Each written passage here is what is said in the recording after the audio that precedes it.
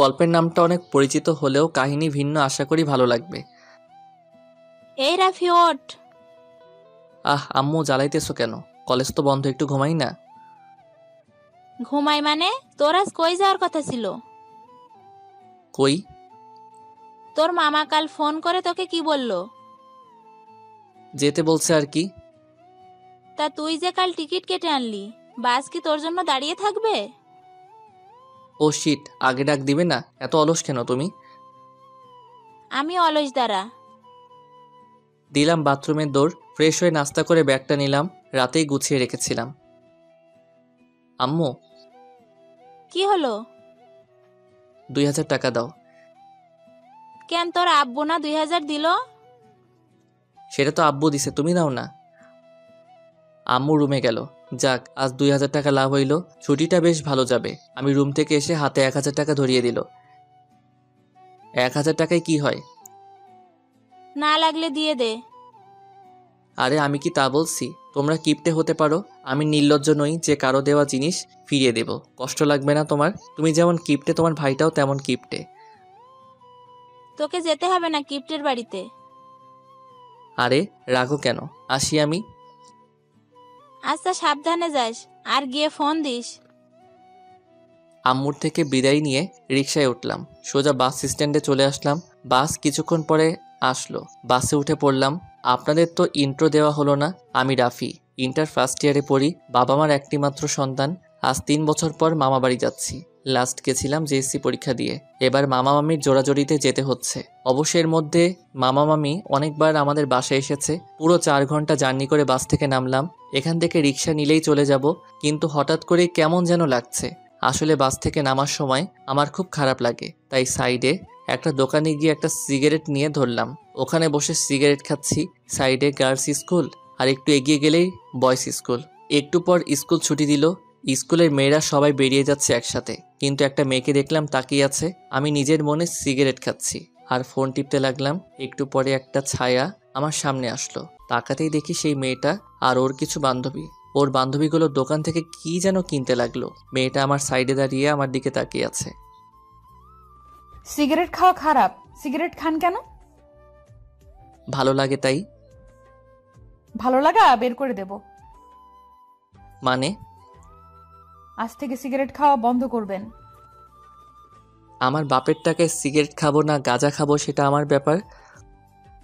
বলে সিগারেটটা ফেলে দিলাম, দিয়ে দোকান থেকে একটা কোক নিয়ে খেতে লাগলাম। হঠাৎ করে মেয়েটা এসে কোকটা নিয়ে খেতে লাগলো, অর্ধেকটা খেয়ে আমাকে দিল।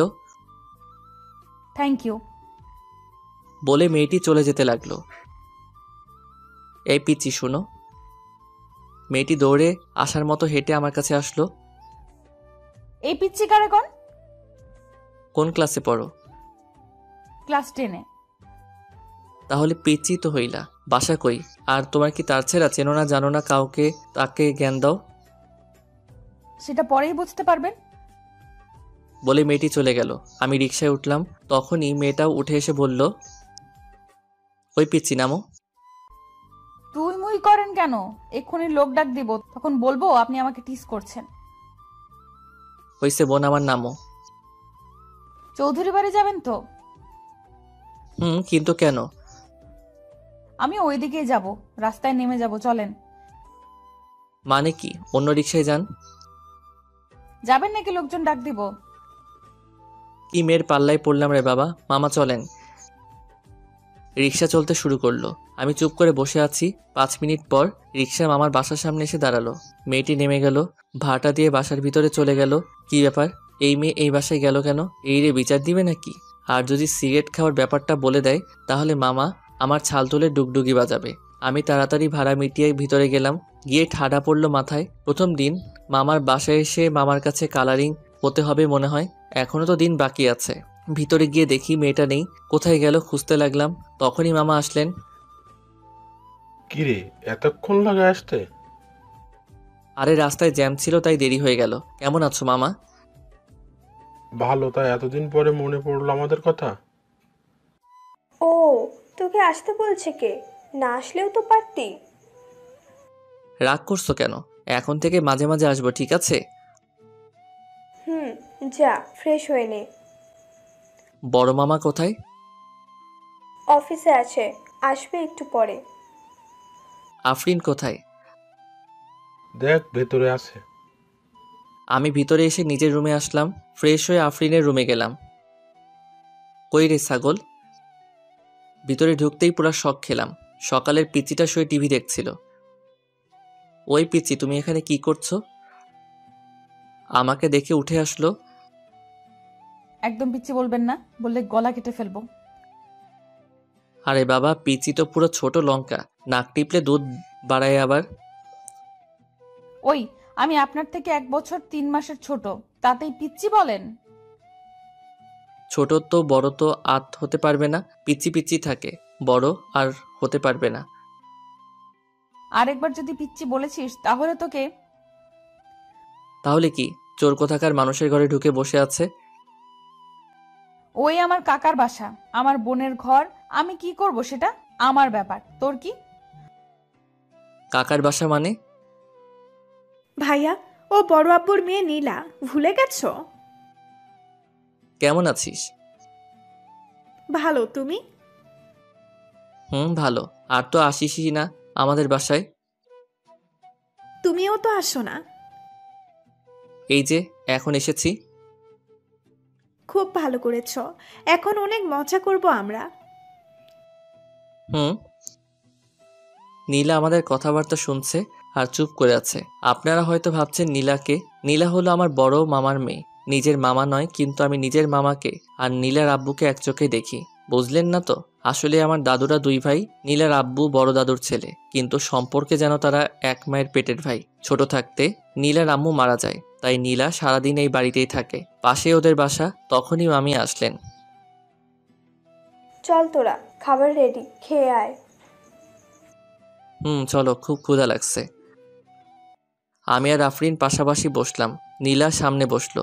আমি আর আফরিন কথা বলতেছি আর হাসাহাসি করতেছি। নীলা শুধু তাকিয়ে আছে। খাওয়া শেষ করে আমি রুমে আসলাম। এসে দিলাম ঘুম। বিকেলে ঘুম থেকে উঠে আম্মুকে ফোন দিয়ে বললাম পৌঁছে গেছি। তারপর ফ্রেশ হয়ে ছাদে গেলাম। কিছুক্ষণ পর আফরিন আসলো। কি করো ভাইয়া? এই তো বসে আছি, বসো। আফরিন আমার পাশে বসলো। দুইজনে বসে গল্প করতে লাগলাম। এরই মধ্যে পিচিটা আসলো। নীলা আসলেও অতটা পিচি না, আমার থেকে একটু ছোট থাকতে ওর একটু হাইট কম ছিল, তাই আমি ছোট থাকতে ওকে পিচ্চি বলে ডাকতাম। নীলা এসে আমাদের পাশে বসলো। 3জন মিলে গল্প করতে লাগলাম। চলো না ভাইয়া, একটু ঘুরে আসি। চলো। তারপর 3জন মিলে ঘুরতে বের হলাম। এলাকাটা ঘুরে দেখছিলাম। অনেকেই চেনা। অনেক লোক বলতেছে মা কেমন আছে, বাবা এখন কি করে, আরও অনেক কিছু। একটু সামনে যেতে একটা মেয়ে হাজির। আফরিন ওকে দেখে এগিয়ে গেল। ওরা কি যেন কথা বলতেছিল। আমি আর নীলা দাঁড়িয়েছিলাম। তা পিচ্চি, কি নিয়ে পড়ো? বসি না পিচ্ছি বলবেন না। বললে কি করবে? গলা টিপে এখানেই মেরে ফেলবো। আফরিন আমাকে ভাইয়া বলে কারণ আমি ওর বড়, আর আমি তোমাকে পিচ্চি বলি কারণ তুমি আমার ছোট, বুঝলা? তাই আমি তোমাকে পিচ্চিই বলবো। না, পিচ্ছি বলবেন না। তাহলে কি বলবো? কেন, আমার নাম নেই? কি পিচ্চি? বলে হাসতে লাগলাম। তখনই আফরিন আর মেয়েটি আসলো। রাফি ভাইয়া, এ হলো মাইশা আপু, তোমাদের সাথেই পড়ে। হাই। হ্যালো। তারপর মাইশা সহ ঘুরতে লাগলাম। মাইশা আমার দিকে বারবার আর চোখে তাকিয়ে আছে। আমি কিছু বলছি না, কিন্তু মেয়েটার একটু গায়ে পড়ার স্বভাব আছে। আরও কিছুক্ষণ ঘোরাঘুরি করে বাসায় আসলাম। এসে ফ্রেশ হয়ে নাস্তা করলাম। করে বড় মামার বাসায় গেলাম, সাথে নীলা আর আফরিন। কেমন আছো মামা? আরে ইমন, আয় বাবা, ভালো আছি, তুই কেমন আছিস? ভালো। তুমি তো আর আমাদের বাসায় যাওই না। যাবো বাবা। তোমার শরীর কেমন আছে? ভালো আছে। শুন, আজ থেকে তোরা এই বাসাতে থাকবি। একলা একলা থাকতে ইচ্ছে করে না। নীলাও তো সারাদিন ওই বাসায় থাকে। আচ্ছা মামা, আমি তাহলে বলে দেই। আচ্ছা, বলে দে। তারপর আমি মামিকে ফোন করে বলে দিলাম আজ রাতে এই বাসাতেই থাকবো। রাতে খেয়ে ছাদে বসে আছি, পিছনে কারো যেন আওয়াজ পেলাম। পিছনে ঘুরে দেখি আফরিন দাঁড়িয়ে। কি রে, এত রাতে ঘুম নাই? ঘুম আসছিল না। আফরিন আমার পাশে বসলো। দুজনে গল্প করতে লাগলাম। আচ্ছা নীলা আমাকে আগে থেকে চিনলো কেমন করে? ও তো আমাদের বাসায় অনেকদিন ধরে যায় না। ও তোমার ছবি দেখেছে মায়ের ফোনে। ও। আরেকটা কথা কি জানো? বলো। নীলা কিন্তু তোমাকে পছন্দ করে। এত পাকনা হয়েছেন আপনি, তা কি করে বুঝলেন? আগে যখন আমরা তোমাদের বাসায় যেতাম ও শুধু তোমার কথা বলতো। তুমি আসার আগেও সারাদিন বলতো যে তুমি কোন দিন আসবে, আসলে নাকি ও খুব মজা করবে তোমার সাথে। বাহ, ভালো তো। ভালো তো মানে দেখো তোমার ওর সাথেই বিয়ে হবে। আমাকে কি পাগল কুকুরে কামড়াইছে যে ওর মতো পিচ্চি আর শয়তান মেয়েকে আমি বিয়ে করতে যাব? দেখো কি হয় পরে। হয়েছে, তোর পাকনামো বাদ দে। অনেক রাত হয়েছে, চল ঘুমিয়ে পড়ি। চলো। তারপর নিচে আসলাম, এসে রুমে গিয়ে ঘুমিয়ে পড়লাম। সকালে এসে নীলা ডাকছে, ওই পিচ্চি যা এখান থেকে। আগে ওঠো। পরে উঠবো, এখন না। না, এক্ষুনি ওঠো, আমাকে স্কুলে নিয়ে আসবে। পাগল নাকি? নিয়ে যাবে কিনা বলো। পারবো না। ঠিক আছে, তাহলে আমি বাবা কাকা কাকি সবাইকে বলে দিচ্ছি তুমি কি খাও। এই রে সারছে, মামা যদি জানতে পারে তাহলে আমার খবর খারাপ করে ছেড়ে দিবে। ওই দাঁড়া দাঁড়া, কে বলেছে নিয়ে যাব না? তুই আমার পিচ্চি বোন না? তোর জন্য এইটুকু তো করতেই পারি। ওই পিচ্চি কে? হ্যাঁ তুই পিচ্চি, আর আমাকে বোন বলবি না, মনে রাখিস। আফরিন যেমন আমার বোন, তুই আমার বোন। আর তোকে পিচ্চি বলবো না, তুই তো আসলেই পিচ্চি। ঠিক আছে, আমি সবাইকে বলছি যে তুমি কি খাও। আরে না, আমি তো মজা করছিলাম। আর পিচ্চি বলবো না, তুই যা, রেডি হয়ে আয়। মনে থাকে যেন। নীলা চলে গেল। ধুরবাল, কি চিপাই যে পড়লাম।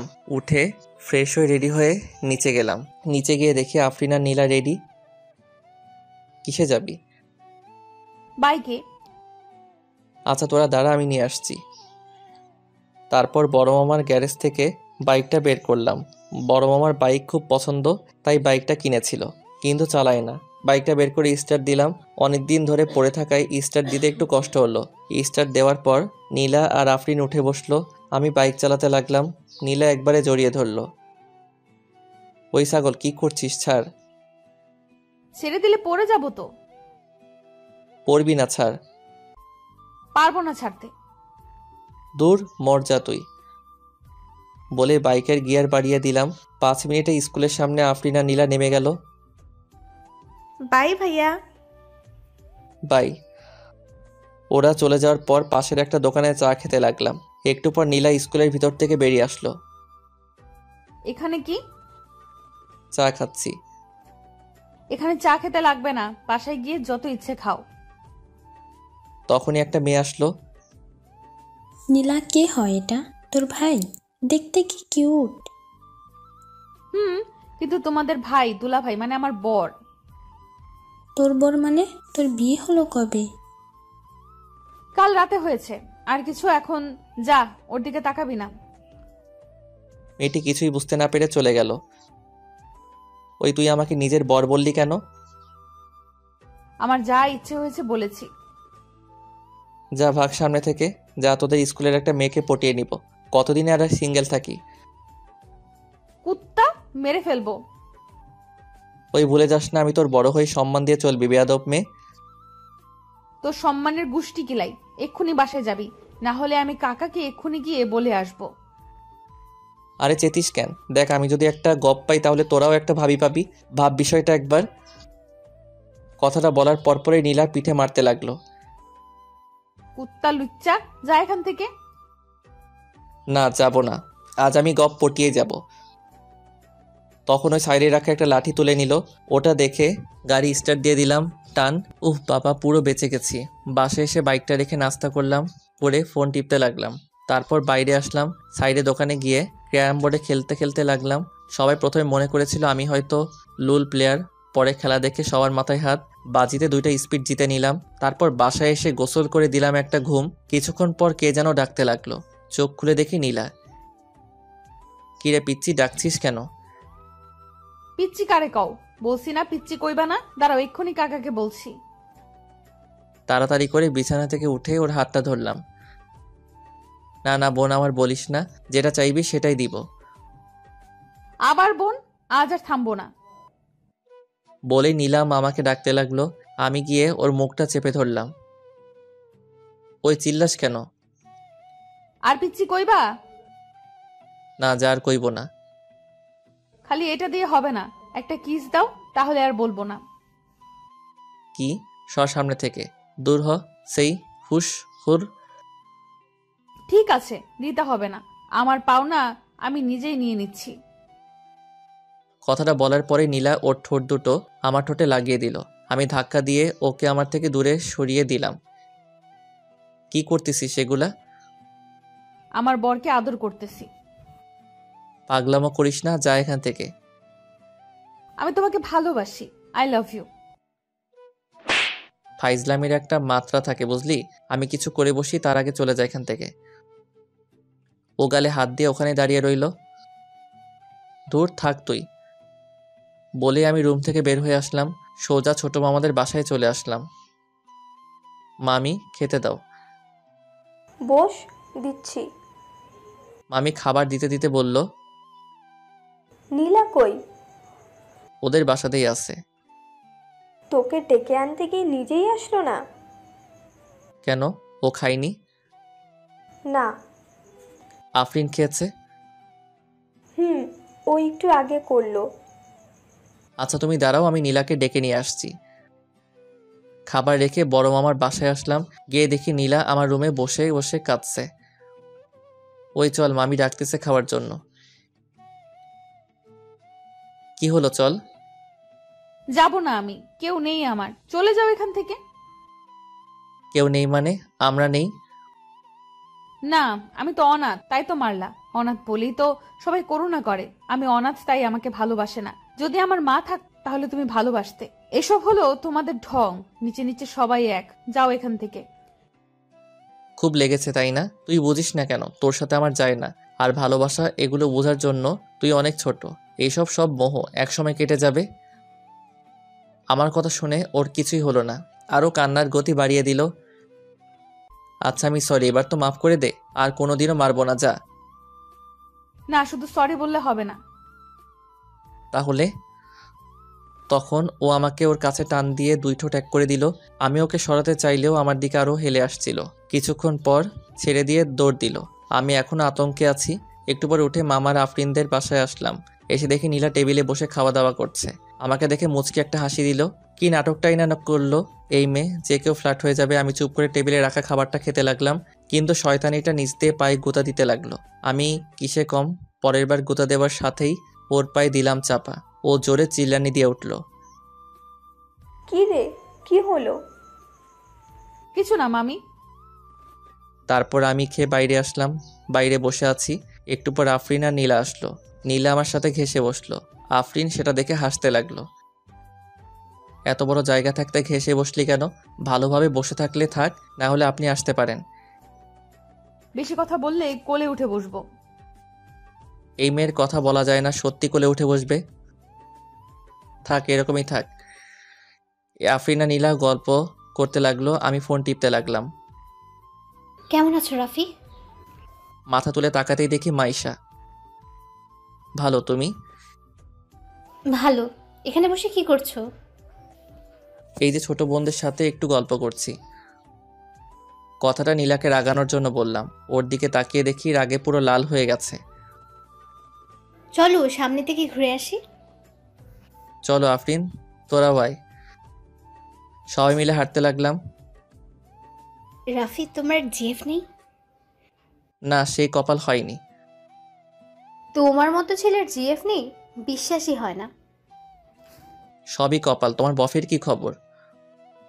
আমার কোনো বিএফ নেই। ও আসলে একটা কথা কি জানো? কি? যদি থাকে নসিবে আপনা আপনি আসবে। আশা করি নসিব যেন তাড়াতাড়ি আসে। আমাদের কথা শুনে নীলা শুধু রাগে ফুঁসছে। মনে হয় মাইশাকে মেরে দিবে। আফরিন ওকে কোনোভাবে শান্ত করে রাখতেছে। তারপর মাইশা যেটা বলল শুনে চোখ চরক গাছ হয়ে গেল। তুমি যদি চাও নসিব খুব তাড়াতাড়ি আসবে। মানে? মানেটা তুমিও জানো? আরে আপু, আমার জামাইয়ের সাথে এত কথা না বলে আমাদের সাথেও তো একটু বলো, আমরা আছি এখানে। জামাই মানে? মানে রাফি আর আমার বিয়ে ঠিক হয়ে আছে, সেই হিসেবে ও আমার জামাই লাগে, আমি ওর বউ। তুমি আমাদের বড় আপু, তাহলে ওরও বড় আপু। রাফি কি বলছে ও? ওর কথা বাদ দাও তো, চলো কোনো জায়গায় বসি। তারপর বাসার সামনে গিয়ে বসলাম। রাফি সত্যি করে বলো, ও যা বলছে সব কি সত্যি? আরে না, এই পিচ্চির কথা তুমিও শুনেছ। আচ্ছা আপু, আমি তোমাকে প্রমাণ দিচ্ছি। তারপর নীলা আমার কোলে এসে বসে পড়ল। ওই কি করছিস, নাম। ও আমার গলা জড়িয়ে ধরল আর কানে কানে বলতে লাগলো, যদি নামায় দাও তাহলে এখান থেকে সোজা কাকা আর বাবার কাছে যাব, তারপর বলবো যে তুমি কি খাও, তাই চুপচাপ বসে থাকো। দেখছো আপু, আমি বললাম না ও আমার জামাই লাগে, ওকে বলো তো আমাকে নামায় দিতে। রাফি ওকে নেমে যেতে বলো।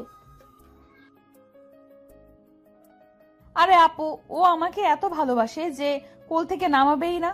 আর একটা কথা বলে রাখি, আর কোনোদিন যদি ওর সাথে পটর পটর করতে দেখেছি তাহলে ভুলে যাব তুমি আমার আপু, কথাটা যেন মনে থাকে। মাইশা মন খারাপ করে চলে গেল। আর একটুর জন্য আমার রিলেশনটা হলো না। কাজটা ভালো করলি না। আমার যা ইচ্ছে করব। এখন তো নেমে যা, লোকে দেখছে। দেখুক আমি আমার জামাইয়ের কোলে বসে আছি, কার কি। এই জামাই জামাই করিস কেন এত? আমি কোন দিন তোর জামাই হলাম? হওনি, হইতে কতদিন।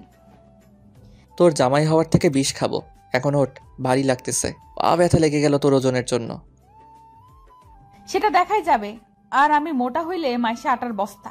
আমার মতো কয়টা মেয়ে আছে এই এলাকায়, দেখাতে পারলে ছেড়ে দিব, যাও। আরে বাপ ভেবে মাটিতে পা পড়ে না। আসলে তোর মতো নুল্লু, ঝগড়াটে, শয়তানি, চিপকু, আটার বস্তা টাইপের মেয়ে একটাও নাই এই এলাকায়। ও তাই? আমি চিপকো? দেখি এবার কে নামায় আমাকে এখান থেকে। এরকম করিস না, আমার পা খুব ব্যথা করছে। ও কি যেন ভাবলো, তারপর লাগে একটা পাপ্পি দিয়ে আফরিনকে নিয়ে ভিতরে চলে গেল।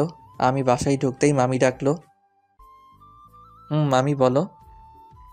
কালকে আমার ভাইয়ের মেয়ের বিয়ে, আমি তো যেতে পারবো না, তুই, আফরিন আর নীলা যাবি।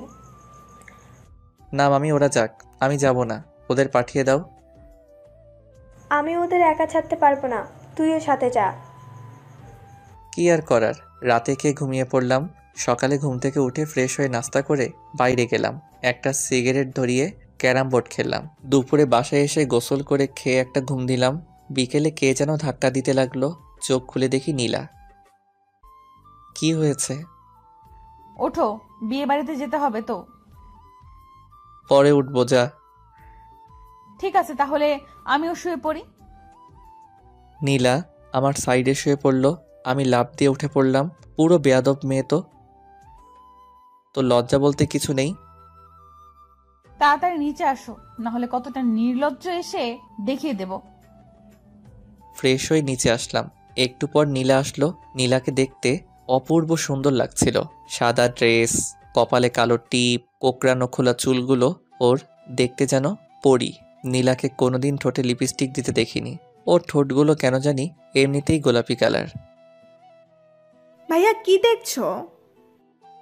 আফরিনের কথাই ঘোর কাটল। কিছু না, তোকে দেখতে খুব সুন্দর লাগছে, যেন পরি। Thank you.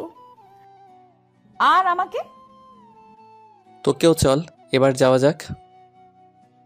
তিনজনে বেরিয়ে পড়লাম। বড় মামার গাড়ি নিয়ে, ড্রাইভার নিয়ে যাচ্ছি। আমাদের নামিয়ে দিয়ে আবার চলে আসবে।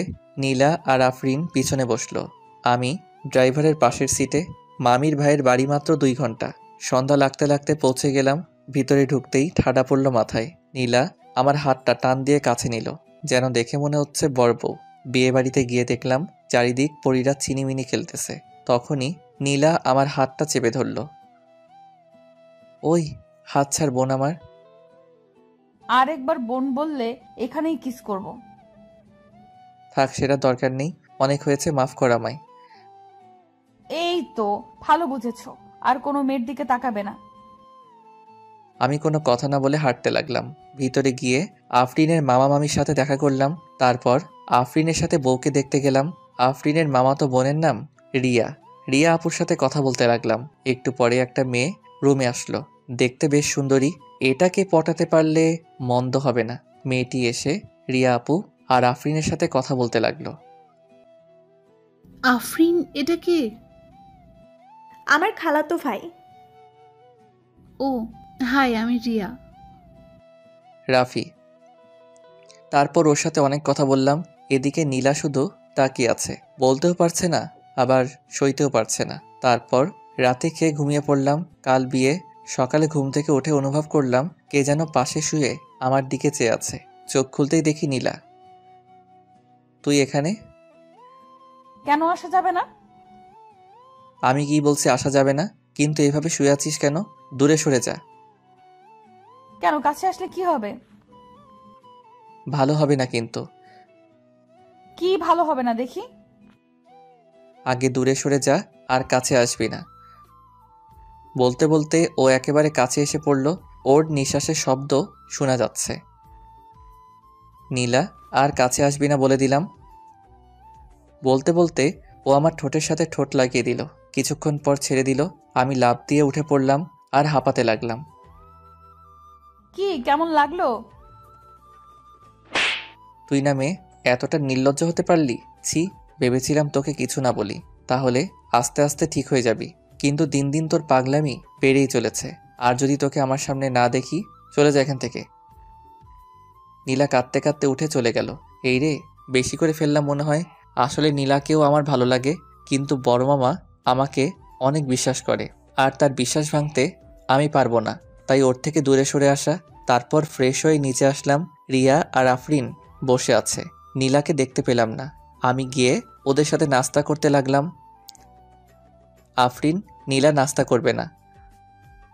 না আপুর কি যে হলো, একটু আগে রুমে গিয়ে দরজা বন্ধ করে বসে আছে। আচ্ছা তুই দাঁড়া, আমি দেখছি। আমার প্লেটটা নিয়ে নীলাদের রুমের সামনে গেলাম। নীলা, দরজা খোল। দেখ নীলা, মেজাজ খারাপ করাস না আমার। দরজা খোল। এমনিতেই সকালে থেকে কিছু খাইনি। সবাই মেজাজ খারাপ করতে পারে, শুধু আমি পারি না। দরজাটা খুলতে বলছি তো। ও দরজাটা খুলে দিয়ে আবার বিছানায় গিয়ে শুয়ে পড়ল। কি হলো, শুয়ে পড়লি কেন? খাবি না? না, খিদে নেই আমার। খিদে নেই না রাগ করে খাবি না? খিদে নেই আমার। আচ্ছা থাক তাহলে, আমি আফরিন আর রিয়া খেয়ে ঘুরে আসি। জানিস রিয়া, মেয়েটা দেখতে কি কিউট, তোর থেকেও বেশি। আমি ভাবতেছি ওকেই বিয়েটা করে ফেলবো। ভেবেছিলাম আমার কথা শুনে নীলা রাগ করে ঝগড়া করতে আসবে, কিন্তু তার উল্টা হয়ে গেল। ও আরো জোরে কাঁদতে লাগলো। আরে আরে, কান্না করছিস কেন?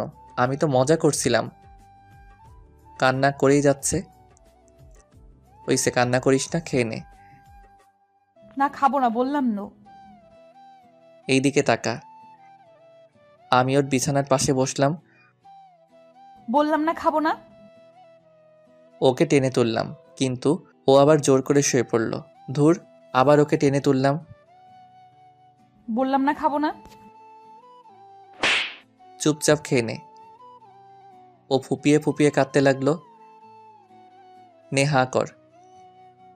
কান্না করেই যাচ্ছে। খাবি না আর একটা দিব? ও চুপচাপ খেতে লাগলো। কান্নাটাও কমে গেছে। লেগেছে না খুব? না।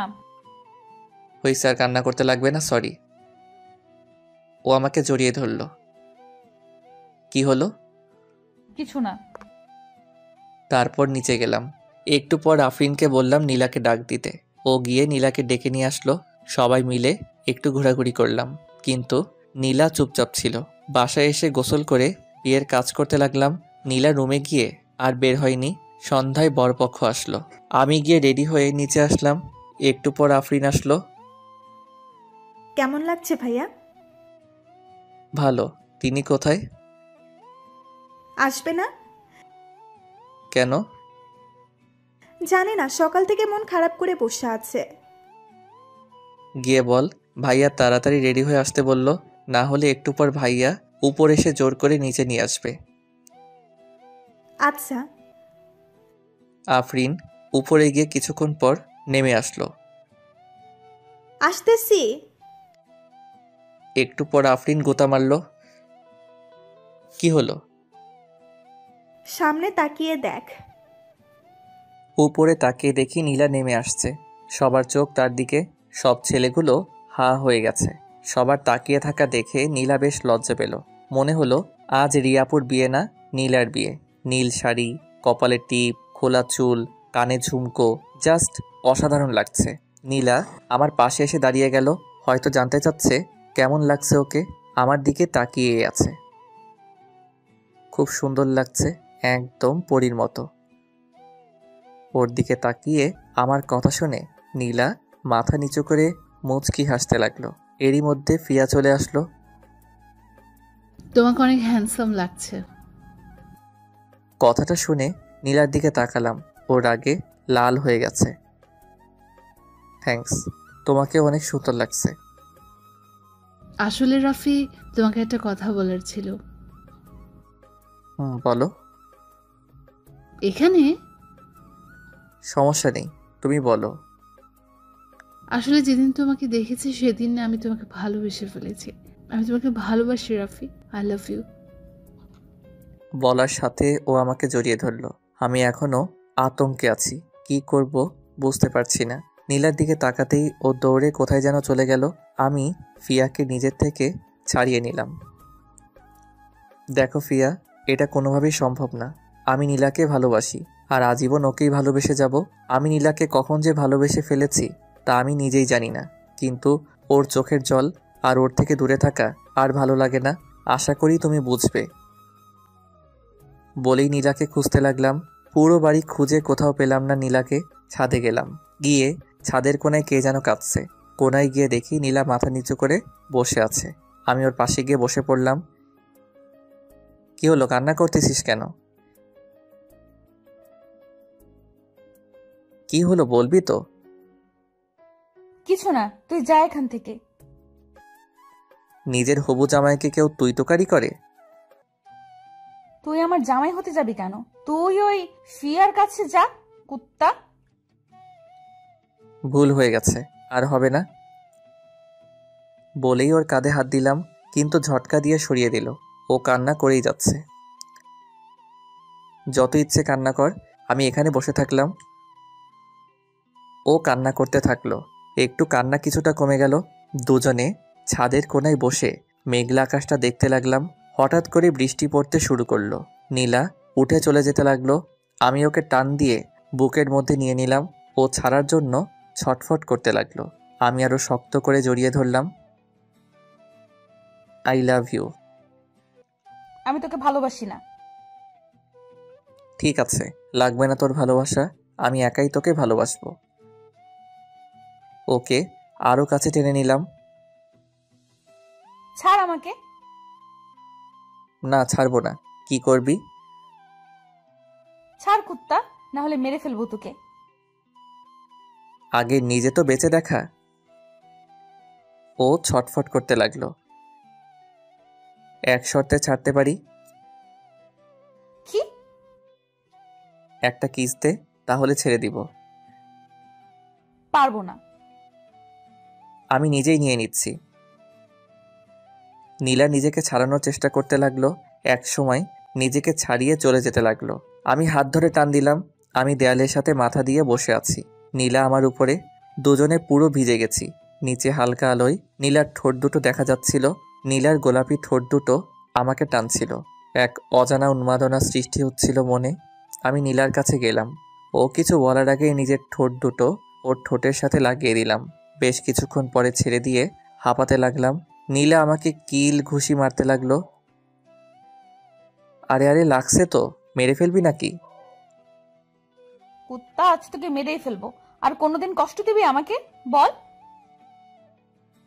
আরে লাগছে তো। লাগুক, তাতে আমার কি?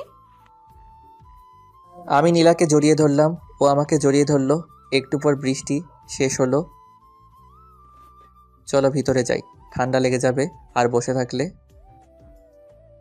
আর একটু থাকি না। না চলো। নীলা আর আমি নিচে নেমে আসলাম, ফ্রেশ হয়ে নিচে গেলাম। একটু পর বউ চলে গেল, সবাই কান্নাকাটি করতে লাগলো। পরের দিন সবাই বরের বাসায় গেলাম, কিন্তু সেখানে গিয়ে ফিয়া আমার পিছন ছাড়তেছে না। মেয়েটার খুব গায়ে পড়া স্বভাব। নীলার চোখ এড়ায়নি, ব্যাপারটা খুব রেগে আছে। সন্ধ্যায় আমরা আফরিনের মামার বাসায় আসলাম। রাতে নীলা কথা বলেনি। সকালে ঘুম থেকে উঠে ফ্রেশ হয়ে সব কিছু গুছিয়ে নিলাম, কারণ আজ আমার বাসায় যাব। একটু পর ফিয়া আসলো রুমে, এসে আমাকে জড়িয়ে ধরল। কি করছো? ওকে ছাড়িয়ে নিয়ে, আমি তোমাকে ভালোবাসি রাফি, তুমি কেন বুঝছো না? I love. আমি মারিনি, নীলা মেরেছে।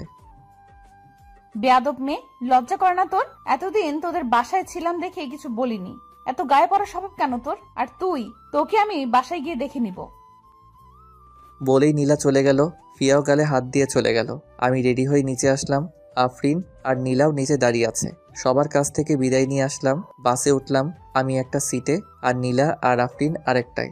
সারা রাস্তা নীলা কিছু বলেনি, শুধু রাগী লোকে তাকিয়েছিল, মনে হয় খেয়ে ফেলবে।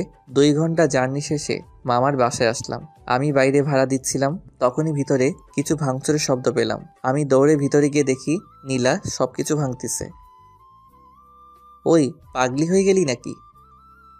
আমাকে দেখে ফুলদানি ছুঁড়ে মারলো। সাইড হয়ে গেলাম, না হলে মাথা ফেটে যেত। সবাই ওকে আটকানোর চেষ্টা করছিল। আরে বলবি তো কি হয়েছে? আমি বিয়ে করব। ওর কথা শুনে সবাই পুরা শক খেলো। কাকে বিয়ে করবি? ওকে। ও এই ব্যাপার, আমি তো ভেবেই নিয়েছিলাম রাফির সাথে তোর বিয়ে দিব। আমি আজই বিয়ে করব। আজকেই? দিবে কিনা বলো? আচ্ছা ঠিক আছে, ওর বাবা মা আসুক, আজকেই বিয়ে দিব, কিন্তু জিনিসপত্র তো ভাঙা বন্ধ কর। তারপর নীলা উপরে চলে গেল। আমি তো হা হয়ে রইলাম। বড় মামা আব্বু আম্মুকে ফোন করে আসতে বলল। আব্বু আম্মু আসার পরপরই বিয়ে পড়ানো হলো। এখন আমি বাসর ঘরের সামনে, হঠাৎ কে যেন ধাক্কা দিয়ে ভিতরে ঢুকিয়ে দিল। বেস্ট অফ লাক ভাইয়া। আমার গলা শুকিয়ে আসছে। নীলা বিছানায় বসে আছে, আমি ওর পাশে গিয়ে বসতে যাব। আমার কাছে আসবি না? কেন? আসবি না বলছি মানে আসবি না। অনেক চেতে আছে, ভালোভাবে বুঝবে না। ঠিক আছে, আমি মাইশার কাছে গেলাম, ওকে বলে আসি যে আমি ওর সাথে রিলেশনে রাজি। তখনই নীলা আর টান দিয়ে ওর কাছে নিয়ে নিল, এতটা কাছে যে আমি ওর নিঃশ্বাস শুনতে পারছিলাম। আর কোনোদিন যাতে অন্য মেয়ের দিকে তাকানো না দেখি, মনে থাকে যেন। আমি মাথা নাড়িয়ে হ্যাঁ বলালাম। নীলা আর কিছু বলার আগে ঠোঁটের সাথে ঠোঁট মিলিয়ে দিলাম। বেশ কিছুক্ষণ পর ছেড়ে দিয়ে পাশে শুয়ে হাঁপাতে লাগলাম। আজ আমার জীবনের সবচেয়ে আনন্দের দিন, কারণ আমি আমার ভালোবাসার মানুষটাকে কাছে পেয়েছি। এবার ঘুমাও। নীলা আমাকে জড়িয়ে ধরে ঘুমিয়ে পড়ল। আমি ওকে জড়িয়ে ধরে ঘুমের দেশে পাড়ি জমালাম।